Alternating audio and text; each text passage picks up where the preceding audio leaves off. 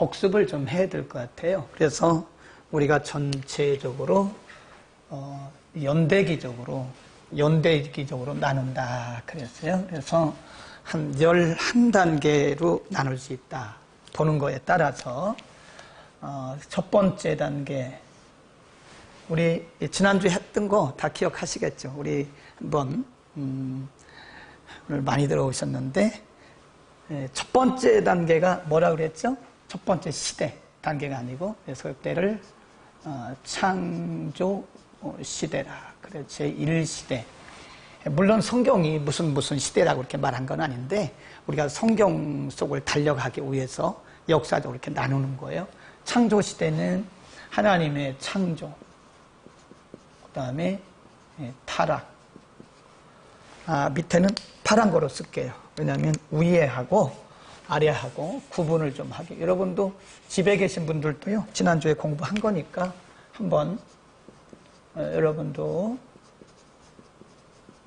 그 다음에 홍수, 노아의 홍수, 바벨탑까지 넣을 수 있죠, 여기가. 그래서 이때는 창세기 1장부터 11장까지, 우리가 창세기가 50장까지 되어 있잖아요. 그래서 1장부터 11장까지를 사건 중심, 12장부터 50장까지 인물 중심인데, 이때는 족장 시대라고 그러죠. 그래서 그때를 우리가 족장 시대라 한다. 족장 시대. 잘 보이죠? 제가 글씨를 잘 못 써서, 학교에서 강의할 때는 제가 글씨를 워낙 못 쓰기 때문에 조교가 와서 써줘요. 제가 강의를 하면 조교가 와서 쓰는데, 여기서는 제가 다 써야 됩니다. 이 족장이라고 하는 것은 이제 아직 그 나라가 형성되지 않았기 때문에, 지난주에 우리가 공부한 게 아이야오요죠. 아이야요.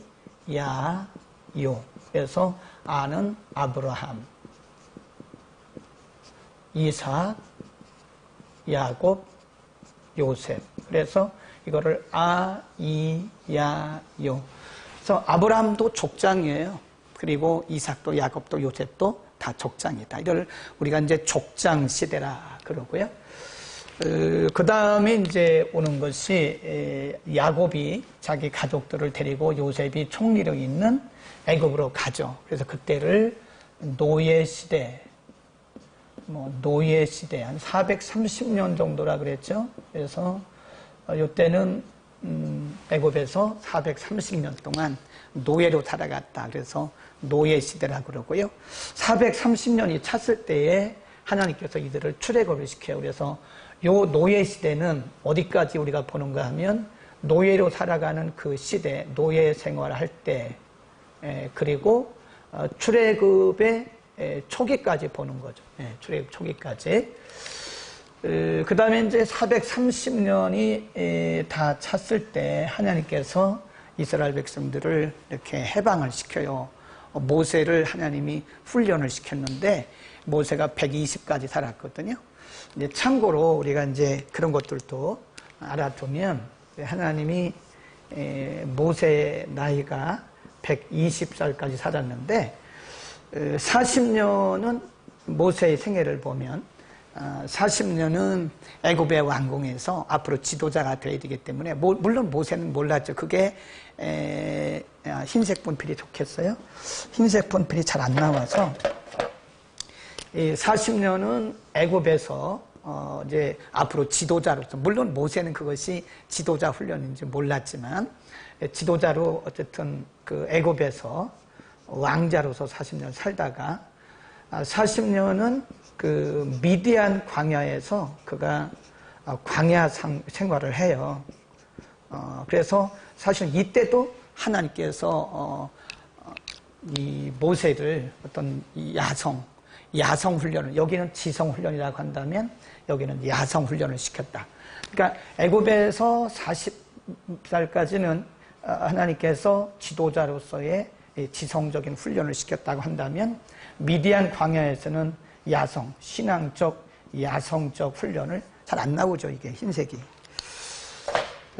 야성의 훈련을 시키고, 그 다음에 80이 됐을 때 하나님께서 모세를 부르셨어요.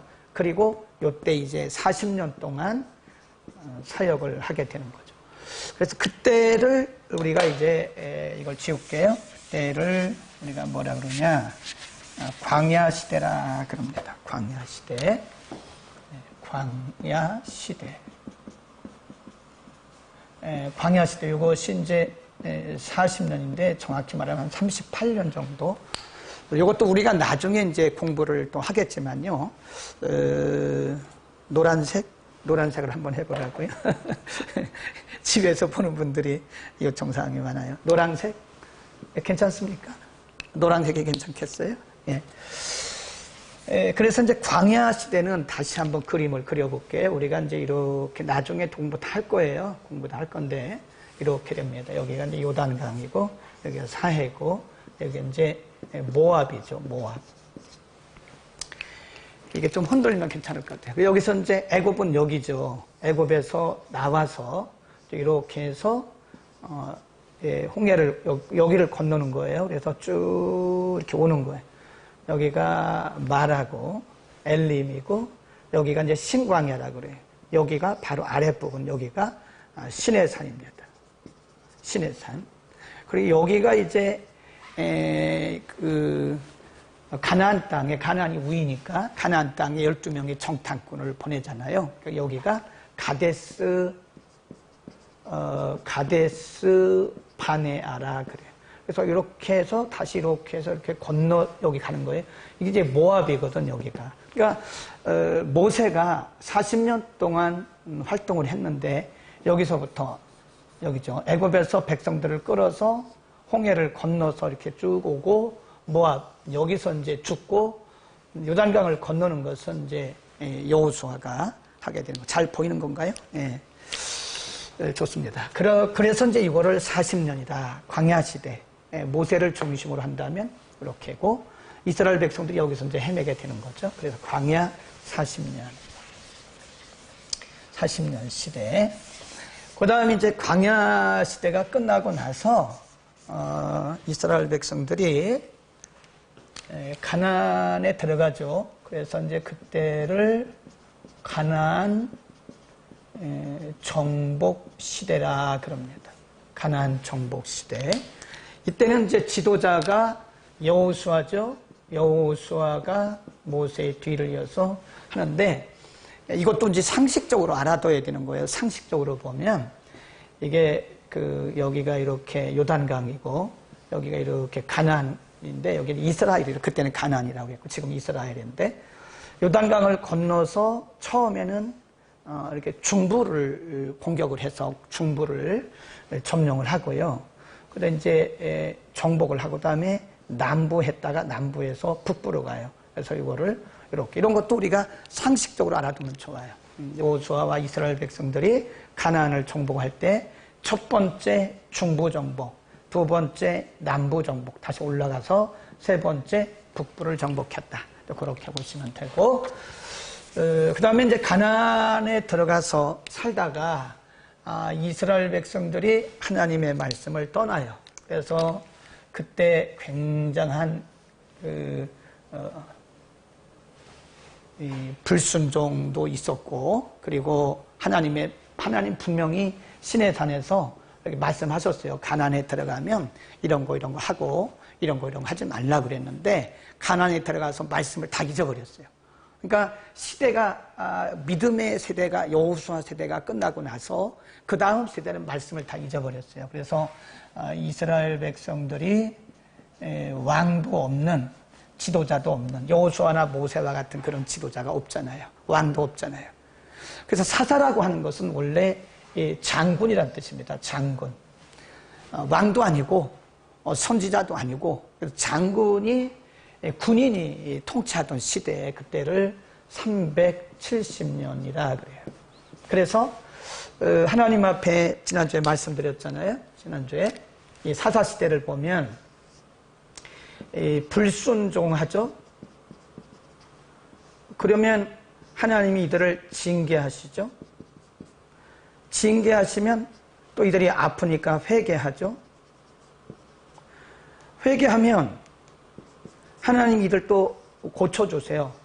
회복시켜주세요. 그러면 또다시 불순종. 이렇게 되는 거예요.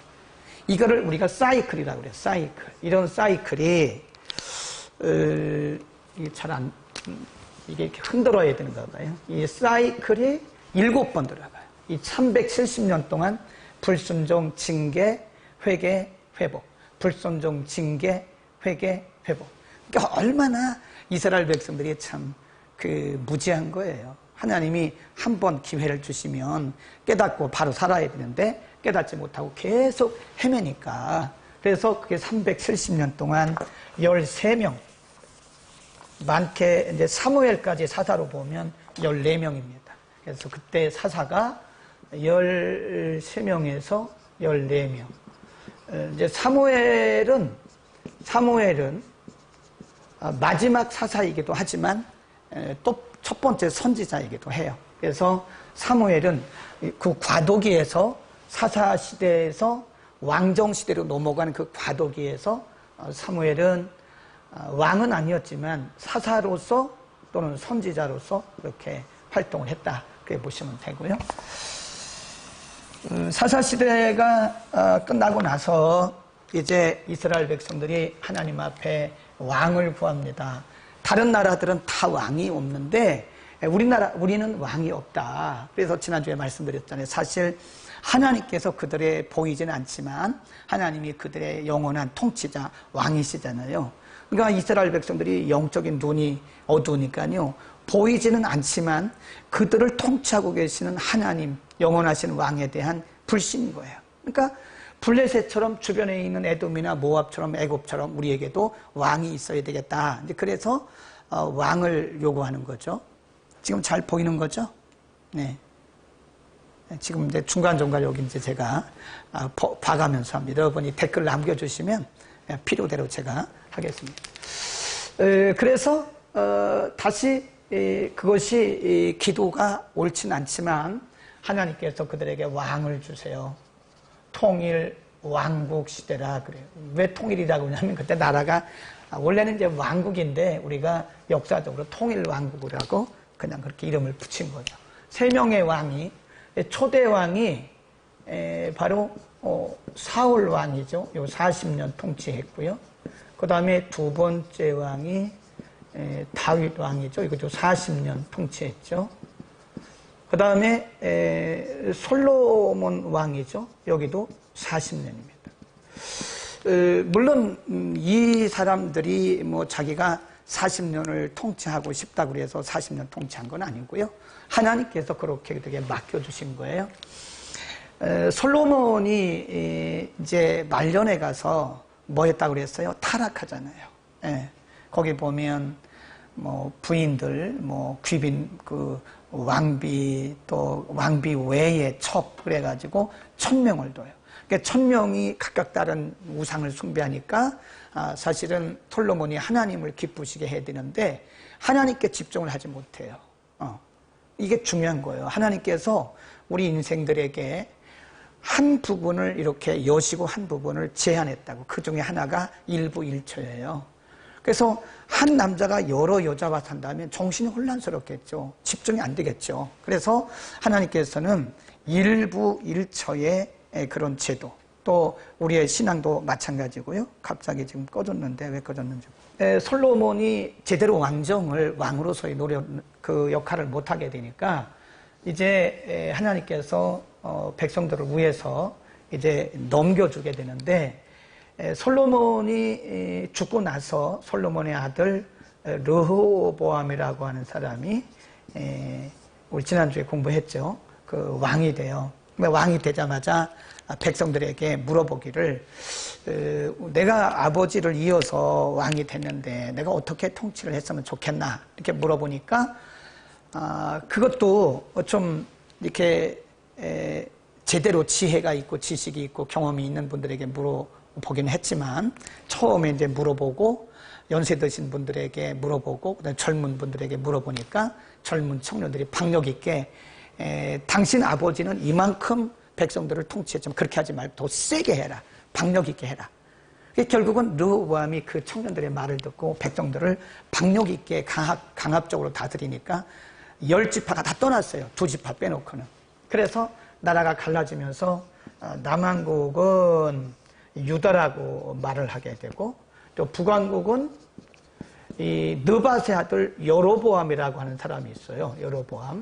여로보암이라고 하는 사람이 나라를 형성하게 되는데, 그때 10지파가 따라가고 여기는 2지파가 오고, 그래서 여기는 초대 왕이 여로보암이고 르호보암이고, 그래서 나라가 분열되는 거예요. 그래서 그때를 우리가 분열 왕국 시대를 한다.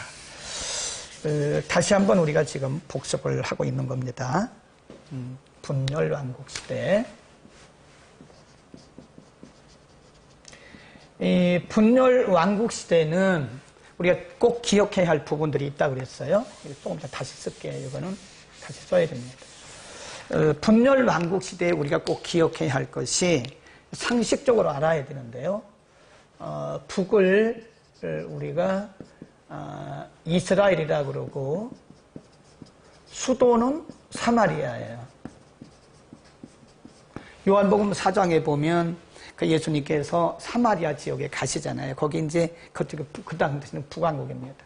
이 북왕국은 잘 안 나오네요. 208년 동안 19명의 왕이 통치를 하다가 주전 721년 또는 722년 이때에 북왕국 아수르에 의해서 망해요.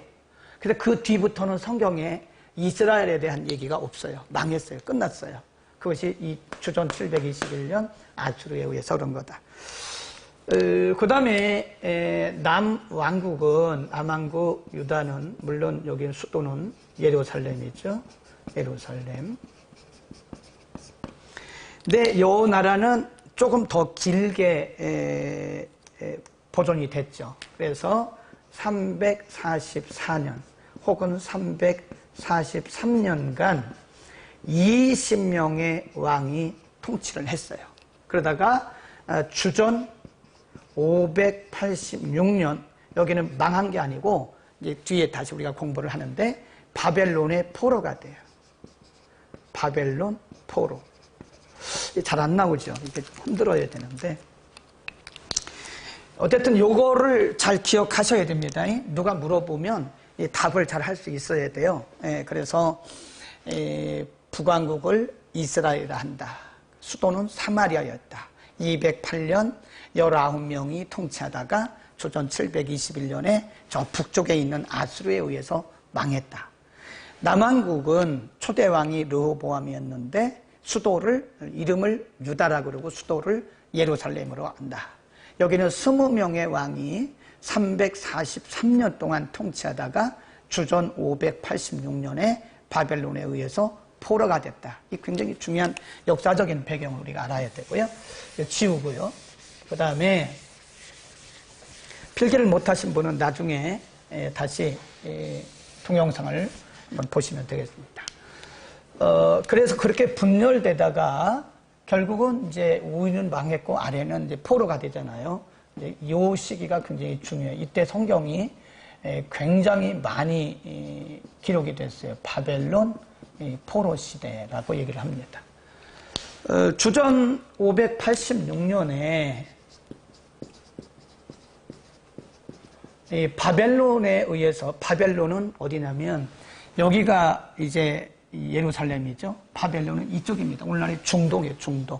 이 중동 지역을 바벨론 그런데 586년에 1차, 2차, 3차에 걸쳐서 바벨론에 끌려갑니다. 느부갓네살 왕이 와가지고 군대 끌고 와가지고 1차, 2차 이렇게 끌어가요. 그래서 처음에 끌려갔을 때 유다의 왕이 여호야kim, 그 다음에 시드기야 그런다 그랬어요.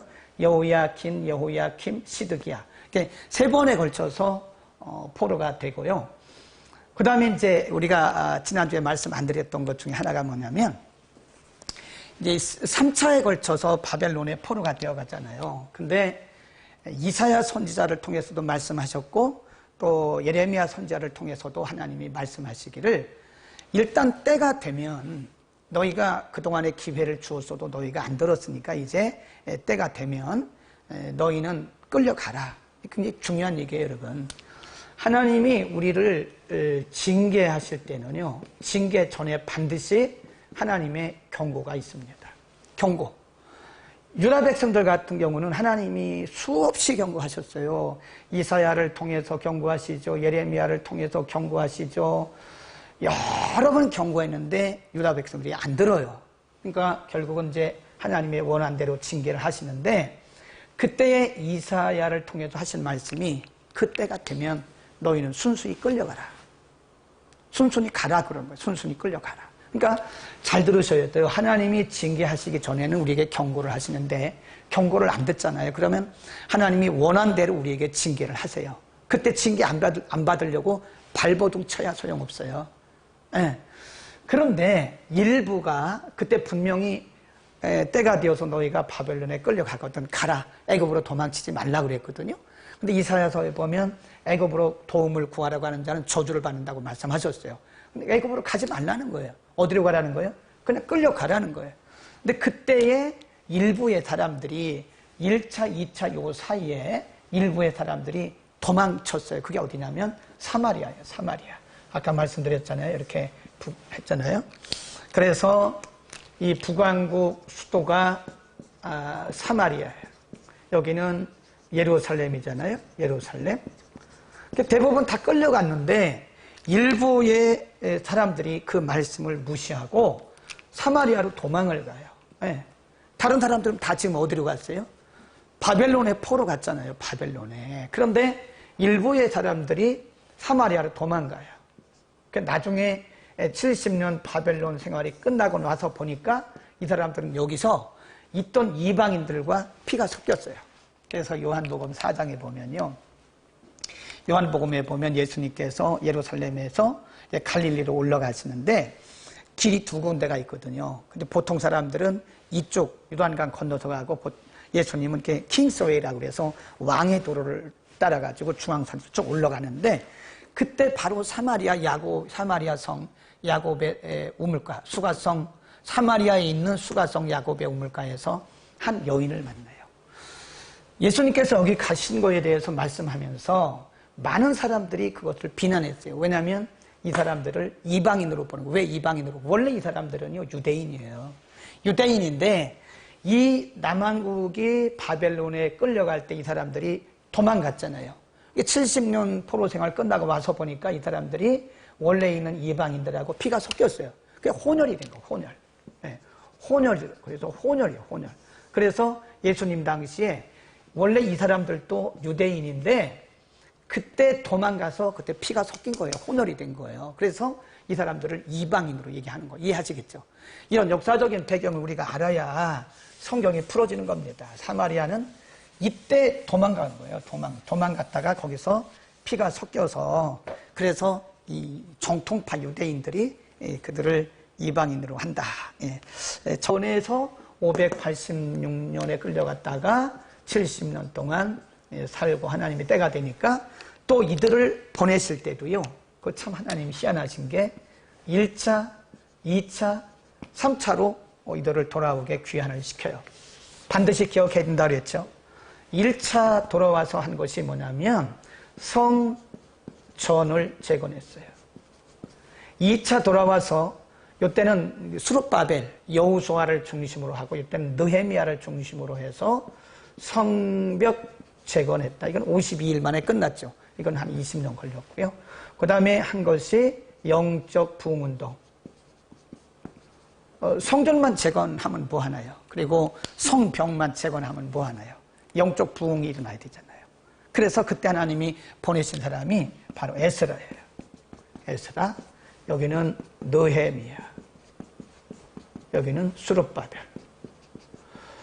이런 것들도 우리가 상식적으로 알아둬야 됩니다. 상식적으로 첫 번째 돌아와서 한 것이 성전 재건 한 20년 걸렸고요. 수룹바벨이 중심이 됐고, 두 번째 돌아와서 한 것이 성벽 재건 느헤미야가 중심이 됐고, 세 번째는 요 사이긴 합니다만 시간적으로 보면 이 에스라를 중심으로 해서 영적인 부흥이 일어났다.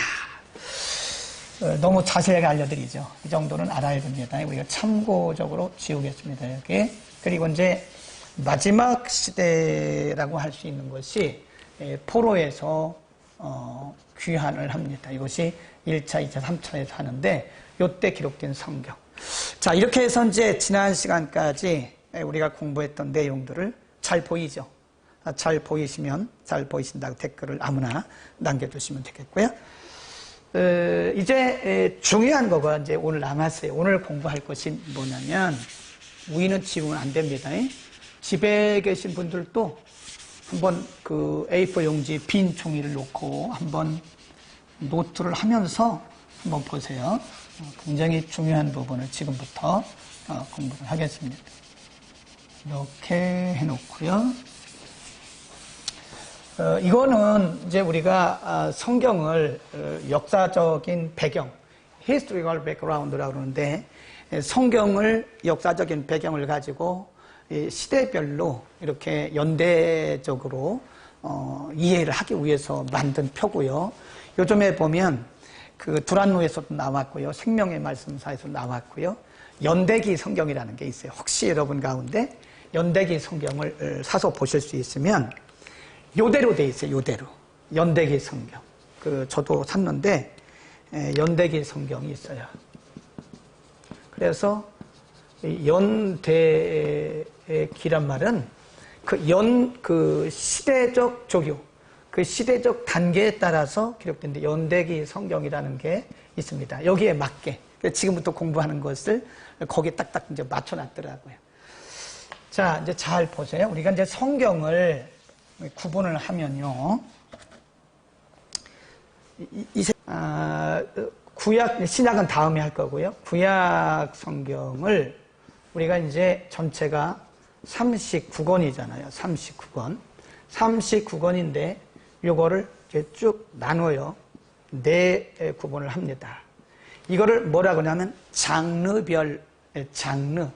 이 장르란 말은 영어도 아니고, 이게 프랑스 말 같은데, 장르별로 나누어요. 그래서 역사서는 역사, 역사는 역사대로, 그리고 시문서는 시문서대로, 예언서는 예언서대로, 그리고 모세가 기록한 것은 모세가 기록한, 이렇게 이제 네 덩어리, 다섯 덩어리 나누게 되는데, 우선 먼저 그거를 이걸 장르별 구분이라고 합니다. 원래는 그렇게 돼 있는 게 아니죠. 나중에 성경을 편집하는 성경 편집자들이 그걸 장르별로 이렇게 구분해서 나눠놓은 거지, 성경이 그렇게 연대기적으로 돼 있는 거지 그렇게 된 건 아니에요. 그래서 그거를 오늘 장르별로 먼저 구분한 다음에 여기다가 끼워 넣는 굉장히 중요한 작업을 한번 해보겠습니다.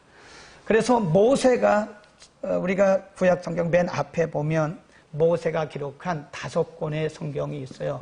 그래서 그것을 오경이란 말은 이 5권의 성경이다, 그런 얘기예요. 오경, 모세가 기록한 5권의 성경이다. 뭐죠? 창, 출, 래, 민, 신이 다 모세가 기록했어요. 그래서 모세가 기록한 5권의 성경이다. 이게 빨간색이 잘 보이네요. 제가 여기서 보니까. 예. 그 다음에 나오는 것이 이제 역사서인데요. 역사서가 17권입니다. 역사.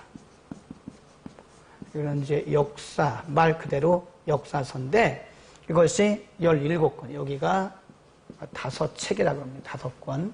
여기가 12권, 12책 그런 거죠. 이것이 여호수아부터입니다. 여호수아부터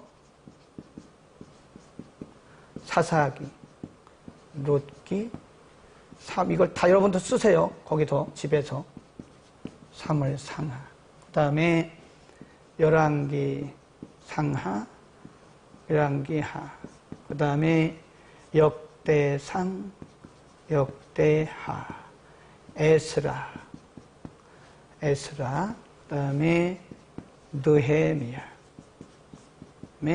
에스더. 12권인가? 17권이 아니죠? 12권 맞죠? 하나, 둘, 셋, 넷, 다섯, 여섯, 일곱, 여덟, 아홉, 열, 열하나, 12. 그래서 12권. 이거를 우리가 이제 보통 역사다, 이스라엘의 역사를 중심으로 기록이 되어 있기 때문에 이거를 역사서라고 얘기를 하는 거고요. 그 다음에 이제 5권의 책이 또 하나 있는데, 그거를 우리가 시가서. 이 말 그대로 이거는 시예요, 시. 문학서, 또는 이거를 문학서라고도 합니다. 시가서 또는 문학서. 문학적인 장르가 이것도 5권입니다. 그래서 욥기부터예요. 욥기, 시편, 잠언, 전도, 아가서. 아가서도 보면 이게 다 어떤 사랑의 노래잖아요. 술람 여인과 솔로몬 왕의 사랑의 노래에서 이제 문학적이다. 그 다음에 있는 것이 이제 예언서인데요. 예언서라고도 하고, 잘 보이나요? 안 보일 것 같은데? 예언서, 또는 다르게 말하면 선지서라. 이거를 위로 끌어올리게 다시. 네. 예언서는 아래에 기록해야 됩니다. 여러분들은. 예언서라고도 하고, 이거를 선지서라고도 합니다. 예언, 선지서. 그런데, 이게 이제, 물론 이것도 12권, 17권이죠. 12권. 이것도 12권입니다. 12책이라 그래요. 12권. 근데 이거를 보면은요, 제가 혹시 실수하면 얘기해 주세요. 네, 17인가, 17. 이거를 우리가 이제 뭐로 나누냐면, 이렇게 나눠요. 대선지서, 소선지서. 그러니까 이제 대선지, 소선지 그러니까, 이 대선지 그러니까, 이렇게 분량이 많은 거. 그러니까 이사야, 예레미야, 에스겔, 뭐 이런 것을 말하는가? 그게 아닙니다. 소선지는 학개, 스가랴, 말라기, 작은 거, 그런 건가? 뭐 그렇게 말할 수 있지만 그게 아니고 역사적으로 나누는 거예요. 그래서 이거를 대선지라고 하기보다는 전기선지서라고 그래요. 전기선지서. 여기를 후기선지서. 그러면 전기, 후기의 기준이 뭐냐? 전기, 후기의 기준은 바벨론 포로예요. 그러니까 바벨론 포로가 우리가 성경을 나누는 데 있어서 굉장히 중요한 거예요. 바벨론 포로. 바벨론 포로 전에 기록된 거, 전기 선지서. 포로 후에 기록된 거, 포로와 포로 후를 포함해서 포로 후에 기록된 것을 우리가 후기, 그렇게 얘기를 하는 거죠. 자, 우리 한번 다 써봐야 됩니다. 그래서 전기 이렇게 다시 지우고, 자, 전기 여기를 뭐죠? 이사야, 예레미야, 에가, 에스겔, 다니엘까지죠? 다니엘까지.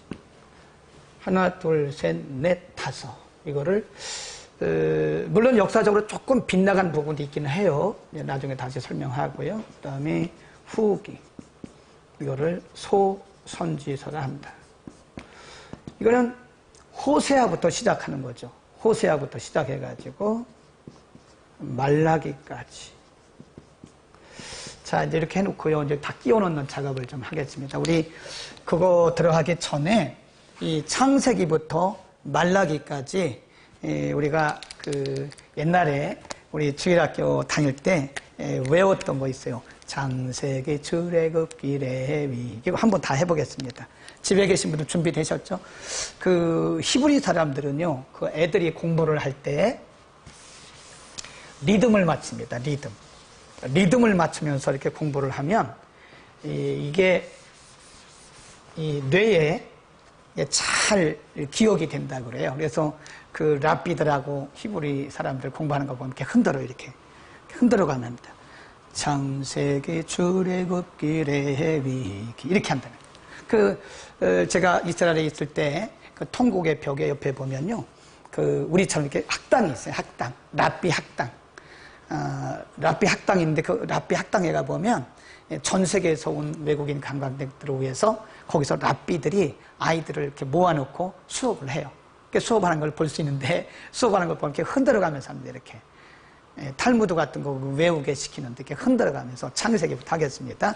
창세기, 출애굽기, 레위기, 민수기, 신명기, 여호수아, 사사기, 룻기, 사무엘상하, 열왕기, 상하, 역대상하, 에스라, 느헤미야, 에스더, 욥기, 시편, 잠언, 전도, 아가, 이사야, 예레미야, 예레미야, 에가, 에스겔, 다니엘, 호세아, 요엘, 아모스, 오바다, 요나미가, 나훔, 하박국, 스바냐, 학개, 스가랴, 말라기. 됐죠? 네. 아니 저도 하는데 왜 못하십니까? 네, 집에 계신 분들 빨리 한번 해보세요. 네. 지금 제가 한 2, 3번 드릴 테니까 제가 여기다가 끼워 넣는 작업을 한번 해보겠습니다. 언제 어떤 성경이 기록됐는가, 어느 시대에 기록된 성경인가, 이거를 이렇게 하고요. 시대 구분을 잘 해놓고, 이거를 잘 아는 사람은 별로 없어요. 이걸 잘 모릅니다. 연대기적으로 성경을 이렇게 잘 구분하는 사람이 그렇게 많지가 않아요. 성경이 뭐냐 하면, 물론 창세기죠. 창세기. 이게 잘 안 나와요. 창세기. 그 다음에 족장시대에 기록된 것도 창세기. 이것도 창세기. 그냥 빨간 거로 할까요? 여기 지금 빨간색이 있기 때문에 구분을 하려고 했더니 빨간색이 빨간 거로 할게요. 여러분 집에서 써놓으세요. 그냥 출애굽기. 광야 시대도 출애굽기죠. 출애굽기, 레위기, 민수기, 신명기. 다시 한번 그림을 그려볼게요. 우리가 이제 이거를 시청각적으로 보는 건데요. 이 출애굽기, 레위기, 민수기, 출애굽기 전체가 다 이 노예 시대, 광야 시대를 말하는 건 아니죠. 되게 보면 이 출애굽기는 여기서부터 나와가지고 여기까지, 물론 이후에도 있기는 하지만 대부분 여기까지예요. 이 시내산까지 오는 과정. 그리고 시내산에서 율법을 받죠. 계명을 받죠. 십계명, 시내산에서. 그것이 레위기, 그 다음에 민수기의 일부, 대부분 이제 출애굽 이후에도 나오겠죠. 출애굽 20장부터는 다 여기서 받은 내용들이죠. 레위기, 민수기. 그 다음에 신명기는, 민수기는 이제 엄밀히 말하면 여기서부터 이렇게 가는 과정에 이게, 시내산에서부터 모압에 이르는 과정을 기록한 것이 그게 민수기입니다. 그 다음에 이제 신명기는 여기서 준 거예요. 4번에 걸친 설교잖아요. 4번에 걸친, 결론까지 하면 4번에 걸친 설교인데, 모압에서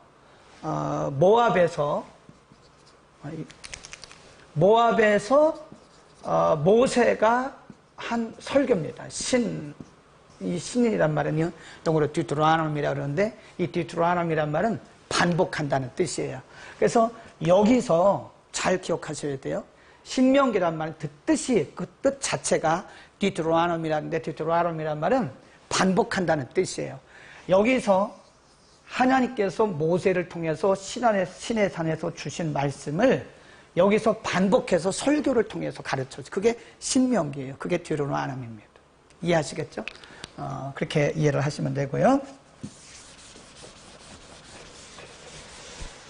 너무 많은 것을 가르쳐드려서 다 이해를 하시는지 모르겠네. 과부하 걸리지는 않겠죠? 46분인데 제가 오늘 아까 지난주에 했던 거 잘 안 보이는 부분이 있어서 이거를 이렇게 좀 리뷰하느라고, 복습하느라고 시간이 좀 갔어요. 배고프지만 오늘 조금 더 하겠습니다. 이거 다 끝내야 돼요. 가나안 정복 시대는 물론 여호수아죠. 여호수아. 그 다음에 사사 시대는 사사기입니다. 사사기. 그 다음에 룻기가 요때 기록된, 사사 시대에 기록된 거예요. 룻기가. 그리고 사무엘상 일부 8장까지예요. 사무엘상 8장까지가 이 사사 시대를 배경으로 한다. 그렇죠. 우리가 사무엘상을 보면 거기 사사 얘기, 사무엘 얘기 나오고 엘리제 세상 나오잖아요. 엘리제상이 사실은 이 시대 사람이에요. 사사시대. 사사시대 마지막부터 통일왕국 넘어가는 과도기에 살았던 사람이 엘리제 사장이었다. 이렇게 보시면 되고요. 그 다음에 이제 통일왕국시대, 이게 중요한 거예요. 여기까지 충분히 이해하셨죠? 조금 이렇게 범위를 좀 넓게 잡읍시다. 좀 넓게, 여기는 범위를 좀 넓게 잡아야 돼요. 넓게 잡아가지고 해야 됩니다. 통일왕국시대는 우리가 아까 말씀드릴 때 처음에 사울, 그 다음에 다윗, 그 다음에 솔로몬 이렇게 했잖아요. 네. 사울 왕 때를 배경, 이때 물론 다 통일 왕국이니까요. 사울 왕을 배경으로 한 성경이 요 사무엘 상입니다. 잘 안 나와 이게 참. 사무엘 상. 네. 사무엘 상을 보면 대부분 이 앞에 부분이 사울 왕을 대상으로 하고 있고요.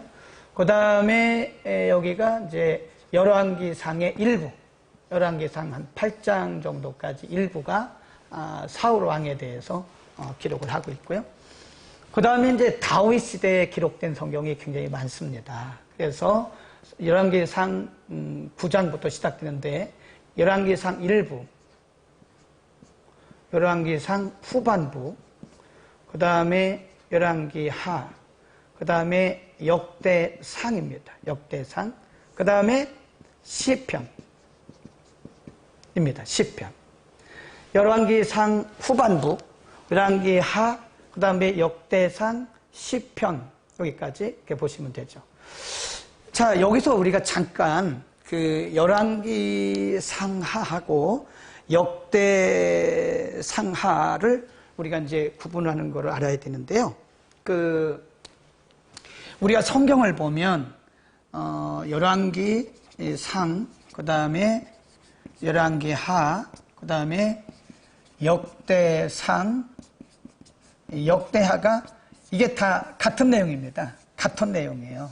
같은 내용을 우리가 꼭 복음서를 보면 공관 복음서가 마태복음에 있는 게 마가복음에 있고 마가복음에 있는 게 또 누가복음에 있고 그러잖아요. 그런 것처럼 처음에 이 설명을 듣지 않는 분들은 잘 이해를 못할 수 있어요. 왜? 열왕기상의 내용이 뒤에 또 역대상에 나오고 열왕기하 내용이 또 역대하에 나오냐? 이거 분명히 알아야 되는데요. 열왕기상은 주로 이 포로 이전에, 바벨론 포로 이전에 백성들을 대상으로 하는 거예요. 그리고 역대상하는 바벨론의 포로에서 들어온 사람들, 돌아온 사람들에게 그 민족의 정체성, 이스라엘의 정체성을 가르치기 위해서 이렇게 역사적으로 다시 이렇게 복습해 주는 거라고 보시면 돼요. 그러니까 바벨론 포로에서 돌아온 사람들에게 그 민족의 정체성, 그러니까 포로로 70년 살면서 이 유다 백성들이 민족의 정체성이 다 망가졌잖아요. 그러니까 그래서 하나님께서 저의 종들을 통해서 그들의 민족의 정체성을 살리기 위해서 역대상, 역대하를 기록한 것이다. 이해를 하셔야 됩니다. 열왕기상하는 포로 전에 그때 통일왕국시대에 기록된 거고, 역대상하는 민족의 정체성을 살리기 위해서 하나님께서 나중에 포로 이후에 주신 것이다. 솔로몬 시대에 이제 기록된 성경이 많죠. 그래서 여기 열왕기하 일부가 여기도 열왕기상 일부입니다. 여기 열왕기하. 그 다음에 솔로몬이 기록한 성경이 많아요. 잠언, 전도, 아가서까지. 아가서도 술람미 여인과의 그 사랑 이야기잖아요. 아가서, 전도서, 잠언서, 열왕기하 이렇게 되는 거죠. 이제 그렇게 되는 거고요. 그 다음에 이제 분열 왕국 시대에 이거 다 기록하셨나요? 꼭 잘 기록하셔야 됩니다. 이거 사울 시대에 기록된 성경 이렇게 사무엘상, 열왕기상 일부, 다윗 시대 열왕기상 후반부, 열왕기하, 역대상, 시편. 솔로몬 시대를 배경으로 하는 것이 열왕기하, 잠언, 전도, 아가서까지. 이 지우겠습니다. 여기서부터 조금 이제 복잡해지는데요. 권수가 좀 많아서 그래요. 여기를 먼저 합시다. 여기를 바벨론 포로 시대에 기록된 성경이 에스겔,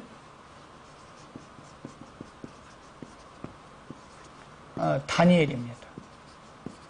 이 다니엘서하고 에스겔서는 유다 백성들이 70년 동안 바벨론에 살 때 기록된 성경입니다. 현재 42명 많이 들어와 계시네요. 그 다음에 포로 이후에 귀환해서 기록된 것이 에스라,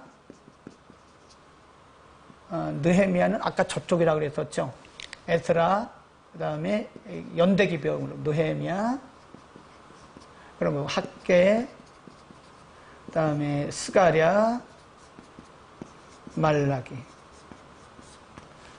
에스라, 느헤미야, 학개, 스가랴, 말라기. 에스더도 여기 하나 들어갔죠. 에스더가 하나 빠졌다. 이렇게 이제 해놓고 나머지를 이제 우리가 한번 해보겠습니다. 나머지 쓰셨을 테니까 여기를 지우고 그게 나을 것 같아요. 이걸 지우고 한번 해보겠습니다. 이사야부터 한번 해보겠어요. 이사야, 예레미야, 그 다음에 에스겔 쪽이 있기는 하지만 일단 일직선상에 다니엘, 하나, 둘, 셋, 넷. 에레미야 애가 빠졌죠. 에레미야 애가 이렇게 하고 여기서부터 이제 후기 선지가 잘 안 나오네요. 잘 나오다가 이게 호세야, 요엘, 아모스, 오바댜, 요나, 미가, 나훔,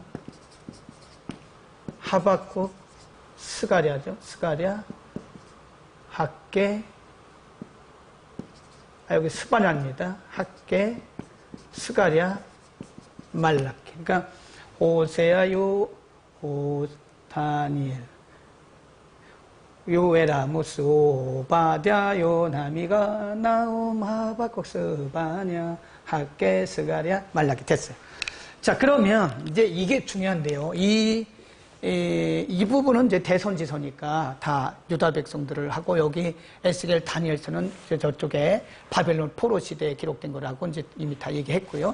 그 다음에 여기가 이 바벨론 포로 전후에 기록되는 건데, 이게 대상이 이스라엘을, 북왕국 이스라엘을 대상으로 하는 성경이 있고요. 그 다음에 남왕국 유다를 대상으로 하는 성경이 있고요. 그 다음에 이방인들을 대상으로 하는 성경이 있어요. 이걸 잘 보셔야 돼요. 그래서 여기까지입니다. 이거. 여기. 이거가 아모스, 오바댜. 그 다음에 이방인들을 대상으로 하는 것이, 한번 치고요. 예, 이방인을 남왕국 유다를 대상으로 하는 것이다. 이렇게 보시면 되겠습니다. 요엘, 요나미가는 이제 여기고요. 이방인들이고요. 나머지 이렇게 쭉 넣으시면 되는 거예요. 대상이 좀 달라요. 대상이 좀 다르다. 이스라엘이 아모스, 호세야. 그 다음에 이방인 요나, 나훔, 오바댜. 나머지는 다 여기다 넣으면 되는 것이다. 이해하시겠죠? 그러니까 이게 길게 기록되어진 후기 선지서가 어떤 부분에 있어서는 물론 전기도 있지만, 어떤 것은 이렇게 북왕국 이스라엘을 대상으로 하는 게 있고, 아모스, 호세아하고, 이방인을 대상으로 하는 것은 요나, 나훔, 오바댜하고, 나머지는 여기 다 넣으면 돼요. 8개겠죠? 8개. 이렇게 하시면 됩니다. 이해하시겠죠? 네. 이것만 부분하고 나머지 다 여기다 집어 넣으면 되는 거니까. 아모스, 호세아는 북왕국 이스라엘을 대상으로 하는 것이다. 요나, 나훔, 오바댜는 이방인들이다. 나머지는 다 유다다. 이렇게 보시면 되고요.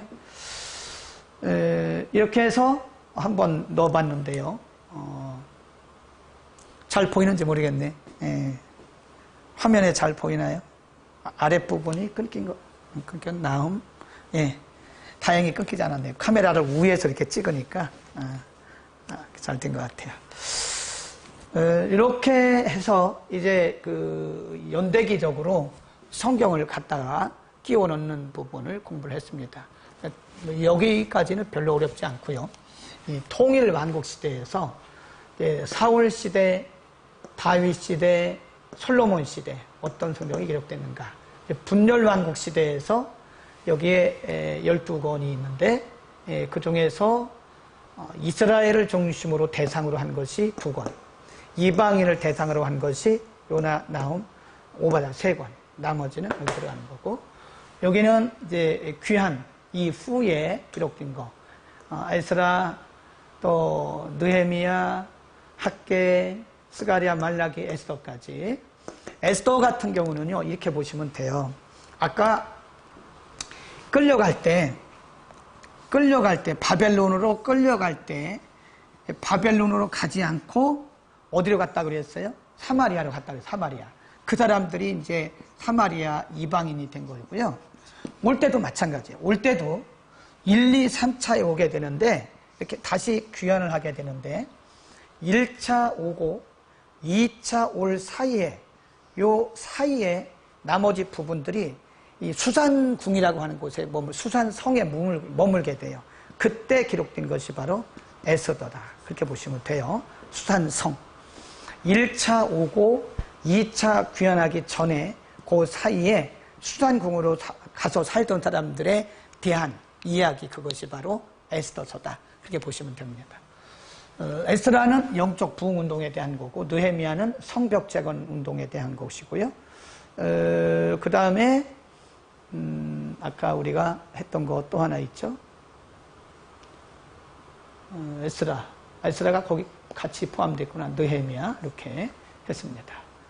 학계는 성전을 건축하다가 너무 힘드니까 16년 동안 성전 건축하는 사역을 손을 놔버려요. 그때 하나님께서 학계 선자를 통해서 이게 뭐 하는 거냐. 빨리 산에 올라가서 나무를 가져다가 성전을 재건하라. 그때 이제 학계고요.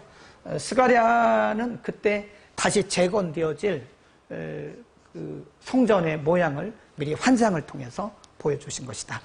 그렇게 해서 이제 오늘까지 이렇게 공부를 했습니다. 어떻게 잘 공부하셨나요? 이해가